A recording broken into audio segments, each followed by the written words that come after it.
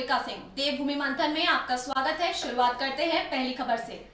Banspur police की बर्बरतापूर्वक पिटाई का शिकार हुई निधि शर्मा को उसके परिजनों ने अस्पताल में भर्ती कराया, जहां निधि शर्मा ने प्रधानमंत्री नरेंद्र मोदी और मुख्यमंत्री त्रिवेंद्र सिंह रावत से न्याय दिलाने की मांग की है। वहीं निधि शर्मा ने इंसाफ न मिलने पर अपनी जीवन लीला को समाप्त करने की चेतावनी भी दी है। आपको बता दें कि कुछ दिन पूर्व पुलिस द्वारा अनिल शर्मा के घर में दबिश दी गई थी, जहां पुलिस और अनिल शर्मा के परिजनों के बीच मुठभेड़ हुई थी, जिसके बाद अनिल शर्मा की पत्नी निधि शर्मा ने पुलिस की मुठभेड़ को फर्जी करार देते हुए पुलिस पर कई संगीन आरोप लगाए थे। निधि शर्मा ने पुलिस द्वारा उस पर बर्बरता पूर्वक मारपीट करने और अभद्रता करने का आरोप लगाया था। पुलिस की पिटाई का शिकार हुई निधि शर्मा की हालत न सुधरने पर परिजनों ने उसे बाजपुर के निजी अस्पताल में भर्ती कराया, जहां निधि शर्मा ने पुलिस पर उसे अनैतिक रूप से प्रताड़ित करने का आरोप लगाया। इस दौरान निधि शर्मा ने प्रधानमंत्री नरेंद्र मोदी और प्रदेश के मुख्यमंत्री त्रिवेंद्र सिंह रावत से मामले की सीबीआई जांच करने और इंसाफ दिलाने की मांग की है। इस दौरान निधि शर्मा ने इंसाफ न मिलने पर अपना जीवन समाप्त करने की चेतावनी दी है। एक छोटी सी तहरीर पे वो लोग रात को 3 बजे क्यों आए? सुबह भी आ सकते थे वो लोग। और कोतवाल सर ने अपने प्रशासन को कह के सब कुछ करवाया है। मैं हमारा सारा पैसा, सारी ज्वेलरी और सब कुछ ले गए। मुझे मारते पीटते घसीटते वो लोग ले गए। मुझे नहीं पता कि मेरे बच्चे कहाँ हैं। और मेरे बच्चों को उन्होंने यहाँ के पूर्व प्रधान है, उनको पता लगा कि यहाँ पे गोलीबारी हो रही है। वो आए, उन्होंने देखा, उनके सामने मेरे साथ बदसलूकी कर रहे थे कि मेरे बच्चों के साथ करी है, और उनको ले गए, मुझे ले गए। आप मुझे इस बात का जवाब दीजिए, अगर मैं दोषी थी तो उन्होंने मुझे वापस क्यों छोड़ा? मुझे सुबह से लेकर रात 9 बजे तक उन्होंने अपने वहाँ पे रखा। क्यों रखा उन्होंने मुझे वहाँ पर? मुझे तो न्याय चाहिए, नहीं तो मैं अपने आप को ख़त्म कर लूँगी। मुझे मेरे बच्चों का भविष्य चाहिए, मेरे बच्चों को मुझे वापस सही सलामत चाहिए। अगर ऐसा कुछ नहीं हुआ तो मैं अपने आप को ख़त्म कर लूँगी। ये मुझे उत्तराखंड सरकार, प्रशासन, नागरिक समाज, सबसे मुझे ये अपना सवाल उठाना है, पूछना है कि मुझे मेरे बच्चे दोषी नहीं है तो मेरे बच्चों को सज़ा क्यों? मुझे न्याय चाहिए, न्याय, नहीं तो मैं अपने आप को ख़त्म कर लूँगी। बस मुझे और कुछ नहीं चाहिए, मुझे न्याय ही चाहिए। मुझे हाथ जोड़ के विनती आप सब लोगों से है, पूरे समाज से है, पूरे उत्तराखंड सरकार से है, माननीय मोदी साहब जी से है कि ये क्या हो रहा है यहाँ पर? आप तो कहते हो औरत बचाओ, औरत बचाओ, औरत तो घर में भी सुरक्षित नहीं है।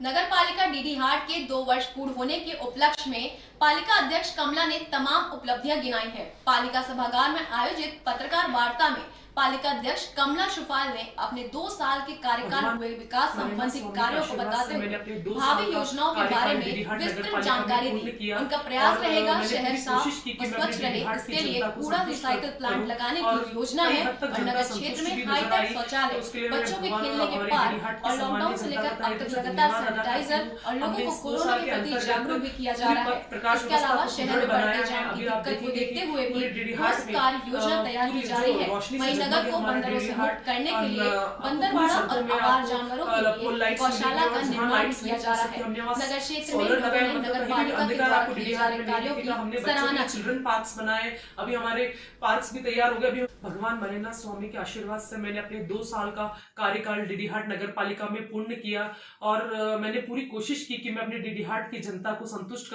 करूं और कई हद तक जनता संतुष्ट भी नजर आई।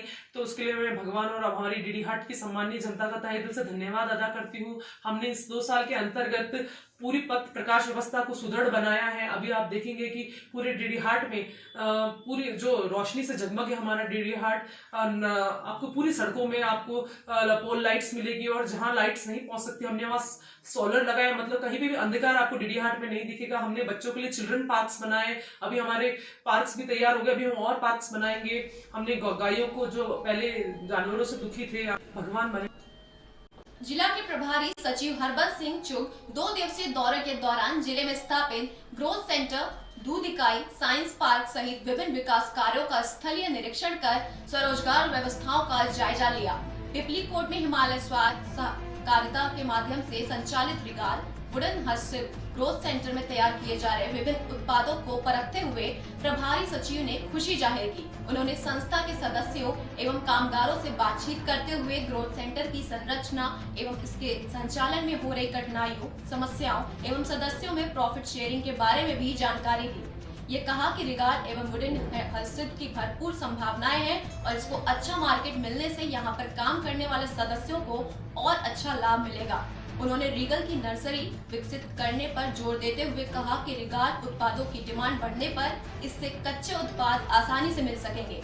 इस दौरान प्रभारी सचिव ने ग्रोथ सेंटर में तैयार किए जा रहे रिगाल की टोकरी, कंडी, लैम्पशेड, मोमेंटो एवं लकड़ी से बनाई जा रही मूर्तियां, खोली, तिवारी, फर्नीचर आदि उत्पादों की गुणवत्ता भी परखी और अच्छे उत्पाद तैयार करने पर इसके सभी कारीगरों को प्रोत्साहित किया। मुख्य विकास अधिकारी हंसादत्त पांडे ने प्रभारी सचिव को ग्रोथ सेंटर के बारे में पूरी जानकारी दी। बताया कि इस ग्रोथ सेंटर में 210 सदस्य काम कर रहे हैं, जिसमें 50 महिलाएं भी स्वरोजगार से जुड़ी हैं। यहाँ पर अच्छे परंपरागत उत्पाद तैयार किए जा रहे हैं। इस दौरान मुख्य विकास अधिकारी ने प्रभारी सचिव को ग्रोथ सेंटर में रिंगाल से बना मोमेंटो भेंट कर उनका स्वागत भी किया। अम्बेडकर बहन कोटियासाड़ में साइंस पार्क का अवलोकन करते हुए प्रभारी सचिव खासे प्रभावित देखे। उन्होंने इसे जिला प्रशासन की बेहद सराहनीय पहल बताते हुए कहा कि निश्चित रूप से इससे स्कूली बच्चों को बहुत ही आसानी से साइंस और गणित के सिद्धांतों को समझने में मदद मिलेगी। बच्चों को किताब के बजाय प्रैक्टिकल करने सिखाया बहुत अच्छा प्रयोग है। मुख्य विकास अधिकारी ने प्रभारी सचिव को जानकारी देते हुए कहा कि जिलाधिकारी के प्रयासों से अम्बेडकर भवन में स्थापित साइंस पार्क में बिरला साइंस म्यूजियम हैदराबाद से विज्ञान के सिद्धांतों को समझने के लिए 31 साइंस उपकरणों की प्रदर्शनी लगाई। बढ़ते हैं अगली खबर की ओर। उत्तराखंड का गठन हुए तो 20 साल बीत गए हैं, पर जोशीमठ ब्लॉक के अंतर्गत आने वाले सीमांत गांव व सूकी और बलगांव के ग्रामीणों का सड़क का सपना आज तक सपना ही बना हुआ है। सरकारें तो कई आई और चली गई, पर इन ग्रामीणों के दर्द को किसी सरकार ने नहीं समझा। ग्रामीणों का कहना है कि कई बार उनके द्वारा सरकार के नुमाइंदा अधिकारियों से दरख्वास्त लगाई गई, परंतु आज तक सिवाय आश्वासनों के कुछ भी नहीं मिला। ग्रामीणों का कहना है कि चुनाव नजदीक आते ही नेता गांव के चक्कर काटने लग जाते हैं। आश्वासनों से भरे खूब भाषण भी गांव वालों के बीच में दिए जाते हैं, पर ग्रामीणों का कहना है कि यह भाषण आज तक धरातल पर नहीं उतरे। ग्रामीणों का कहना है कि सीमांत क्षेत्र में होने के कारण ग्रामीणों को कई किलोमीटर चलकर अपने रोजमर्रा के काम करने पड़ते हैं। छोटे छोटे बच्चों को पैदल स्कूल भी जाना पड़ता है, तो एक तरफ बीमार व्यक्तियां तथा गर्भवती महिलाओं को कई किलोमीटर दूर पैदल चलकर अपना इलाज करवाना पड़ता है। ग्रामीणों का यह भी कहना है कि हम सब से उन्हें कई प्रकार की समस्याओं का सामना करना पड़ता है और ग्रामीणों ने सरकार के झूठे आश्वासनों से तंग आकर आगामी 2022 में होने वाले विधानसभा चुनाव का बहिष्कार करना सुनिश्चित कर लिया है। ग्रामीणों का कहना है कि यदि 2022 से पहले नेताओं के आश्वासन धरातल पर नहीं दिखाई गए तो ग्रामीण 2022 के विधानसभा चुनाव का पुरजोर विरोध और बहिष्कार करेंगे, जिसकी जवाबदारी सरकार के नुमाइंदा अधिकारियों और मंत्रियों की होगी।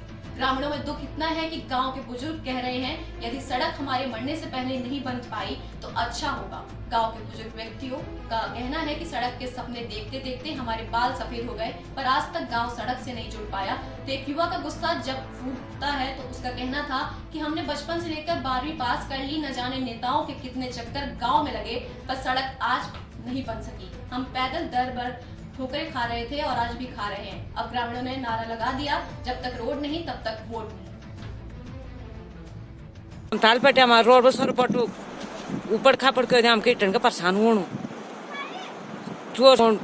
रोड का ना बार मंत्री का विधायक कोई कुछ नहीं कह सकना। हम बहुत परेशान हुए हैं। हम वोट जनजाति लोगों से बहुत परेशान कौन हम बहुत परेशान हुए। हमको सबसे पहले रोड होना चाहिए, नहीं कहे भी व्यवस्था होना चाहिए। वहाँ पट्टी बरियाती सब ताप होटल में काम बहुत परेशान हुआ के खर्च बैठना मन के। अरे मांगो हमारा रोड है तो हमको बहुत व्यवस्था से सेट आ रोड में ताकि बरियात कर रहा है। हमको तो ये बहुत घाट बैठना, इसलिए हमें यहाँ रोड जरूर चाहिए। और बिना रोड से हमारे बस का तो है नहीं। कभी बीमारी लगे दुख लगे तो कहाँ से किस जाएंगे हम पैदल। तो अब जब ज्यादा बीमार हो तो कैसे पैदल चले हम। इसलिए हमें रोड जरूर चाहिए। अगर ना देंगे तुम सरकार भी काहे का रहे भैया, हम भी काहे का रहे। हाँ, पर हमें रोड इमरजेंसी चाहिए। अब यहाँ तक हमें 4-5 किलोमीटर दूर कहाँ तक पैदल चले हम। के लोग शासन प्रशासन ज्ञापन भी थक चुके हैं, परंतु आज तक इसमें सुनवाई नहीं हो पाई, जिससे ग्रामीणों में काफ़ी आक्रोश है।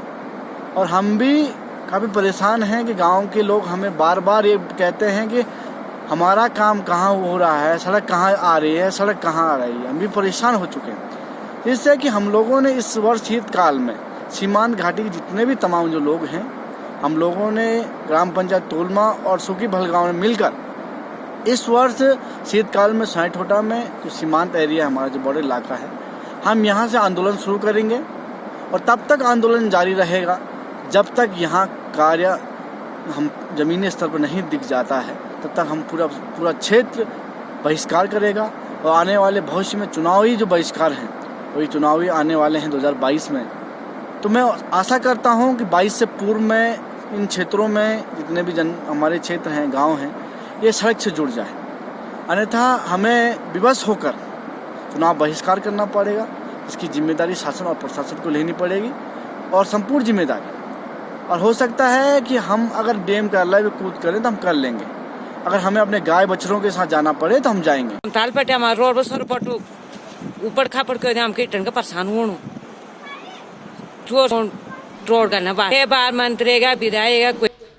कोटद्वार में वरिष्ठ पुलिस अधीक्षक रेणुका देवी ने निर्देशानुसार जनपद में युवाओं में बढ़ रहे नशे की प्रवृत्ति को रोकने के लिए अभियुक्तों को धरपकड़ने के लिए चलाए जा रहे अभियान के तहत अपर पुलिस अधीक्षक प्रदीप राय के निर्देशन में पुलिस टीम का गठन किया गया। पुलिस द्वारा वाहन चेकिंग के दौरान सिद्धबली बैरियर पर एक टाटा सूमो से 3 किलो 100 ग्राम अवैध चरस के साथ 2 अभियुक्तों को गिरफ्तार कर लिया गया।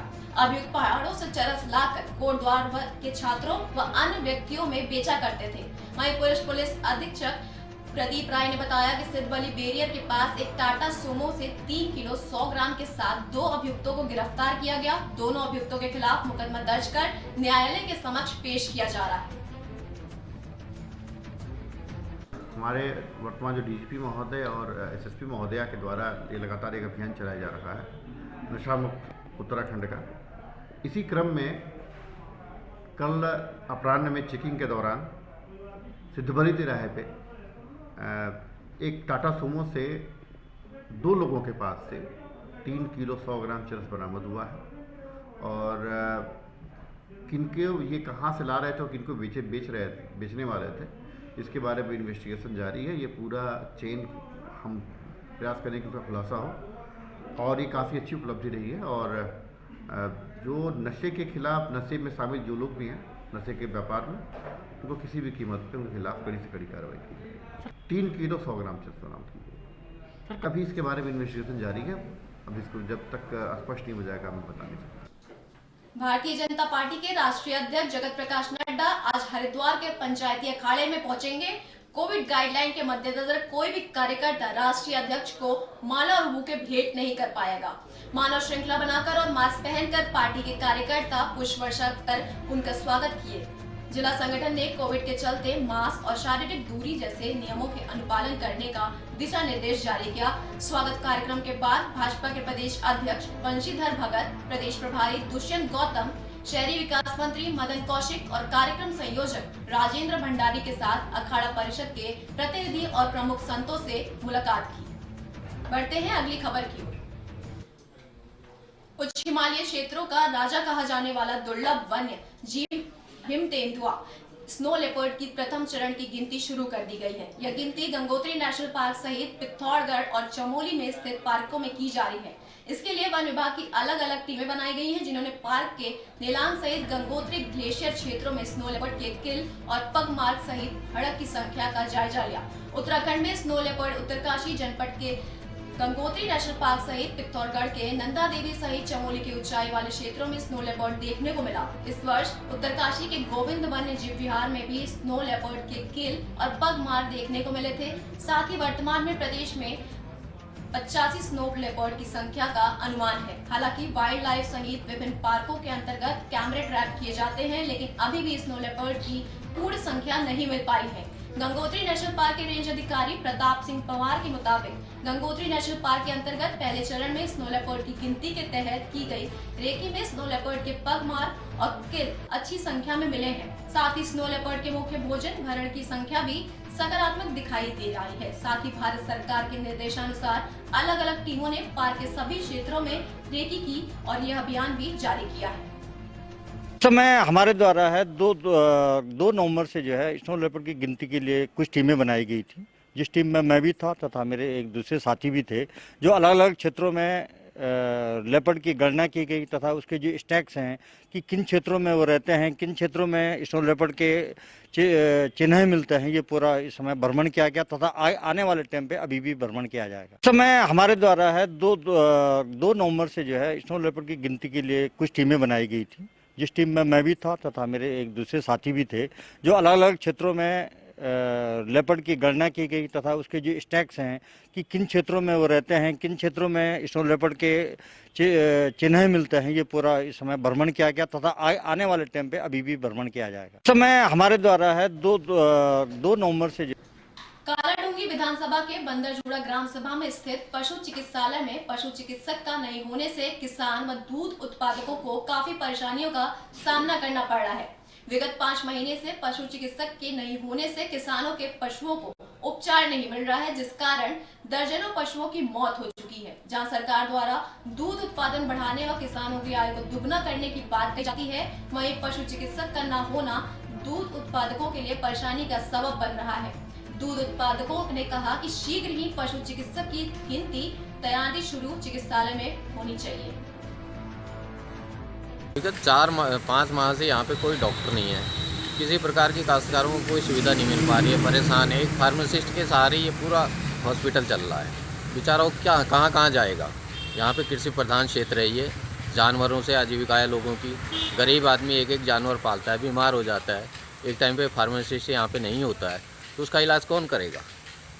कल परसों मेरी ही भैंस बीमार हुई तो मैं यहाँ CBO साहब से भी संपर्क हुआ, मेरा डॉक्टर से भी हुआ, कालाडूंगी रामनगर डॉक्टर साहब से भी हुआ। सभी ने यही कह दिया कि दवाई ले लो, ये दे दो, वो दे दो। ऐसे देने से क्या होगा जब तक सामने आके उसका ट्रीटमेंट नहीं होगा। विगत 4-5 माह से यहाँ पे कोई डॉक्टर नहीं है, किसी प्रकार की। महाकुंभ 2021 शुरू होने में कुछ ही समय शेष रह गया है। वहीं आज रुड़की पहुंचे सूबे के मुखिया ने नॉर्सन बॉर्डर पर पहुंचकर कुंभ मेले के मद्देनजर निरीक्षण किया और जाना कि किस तरह से महाकुंभ के दौरान आने वाले यात्रियों की कोविड-19 की जांच की जाएगी। साथ ही मुख्यमंत्री ने मैंगलोर बाईपास और नहर पटरी का भी जायजा लिया। इसके बाद उन्होंने मंगलौर रुड़की के बीच शिकारी वाले पीर से देहरादून और हरिद्वार जाने वाले बाईपास के हो रहे निर्माण कार्य का भी जायजा लिया और उसे जल्द से जल्द कार्य निपटाने के दिशा निर्देश भी दिए। आपको बता दें, कोविड-19 के चलते इस बार कुंभ को संपन्न करवाना राज्य सरकार के लिए एक बड़ी चुनौती भी है। साथ ही हरिद्वार पहुंचने वाले श्रद्धालुओं का नॉर्सन बॉर्डर पर स्वास्थ्य परीक्षण भी किया जाएगा। मुख्यमंत्री त्रिवेंद्र सिंह रावत ने कहा कि महाकुंभ तक दोनों बाईपास तैयार हो जाएंगे। इसके लिए NH के अधिकारियों से बातचीत भी की गई है और उन्हें आशा है कि महाकुंभ तक सभी मार्ग बनकर तैयार हो जाएंगे और श्रद्धालुओं को किसी तरह की कोई परेशानी नहीं होगी। आपको बता दें, CM त्रिवेंद्र सिंह रावत आज हरिद्वार दौरे पर हैं। साथ ही हरिद्वार में भी कुंभ से संबंधित हो रहे निर्माण कार्यों का जायजा लेंगे और अधिकारियों के साथ कुंभ कार्यों की समीक्षा बैठक भी करेंगे। इस दृष्टि से जो हमारे राष्ट्रीय राजमार्ग हैं उनका पूरी तरह तैयार होना बहुत ज़रूरी है और उसी के निरीक्षण के लिए हम आज यहाँ पर आए हैं। सही समय पर सड़कों का निर्माण का कार्य संपन्न हो जाए ताकि कुंभ निर्बाध संपन्न हो सके। तो NHI के जो हमारे अफसर हैं उनके साथ आज यहाँ पर भ्रमण पर हैं। इस दृष्टि से जो हमारे राष्ट्रीय राजमार्ग हैं उनका पूरी तरह तैयार होना बहुत ज़रूरी है और उसी के निरीक्षण के लिए हम आज यहाँ पर आए हैं। सही समय पर सड़कों का निर्माण का कार्य संपन्न हो जाए ताकि कुंभ निर्बाध संपन्न हो सके। तो NHI के जो हमारे अफसर हैं उनके साथ आज यहाँ पर भ्रमण पर हैं। इस दृष्टि से राष्ट्रीय राजमार्ग पर नरेंद्रनगर से भद्रकाली के बीच सरकिम्मम जा रहा ट्रक के ब्रेक फेल होने के कारण अनियंत्रित होकर पलट गया। घटना के बाद नरेंद्रनगर पुलिस ने मौके पर पहुंचकर घटना स्थल का मुआयना किया। पुलिस के मुताबिक ट्रक संख्या UK 14 CA 8899 जो कि घनसाली के ऋषिकेश जा रहा था, अचानक ब्रेक फेल होने से कारण ऑडी बैंड के पास पलट गया। आपको बता दें कि परिचालक की ट्रक के नीचे दबने से मृत्यु हो गई, जबकि चालक सुरक्षित है।